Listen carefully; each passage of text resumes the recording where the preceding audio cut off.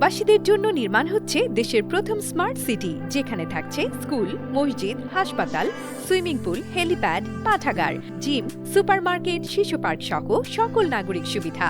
মাত্র ৩০ লাখ টাকা বিনিয়োগে মিলছে আকর্ষণীয় ফ্ল্যাট।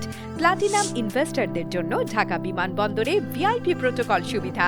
বিস্তারিত জানতে যোগাযোগ করুন স্ক্রিনে দেয়া হোয়াটসঅ্যাপ অথবা ইমো নাম্বারে।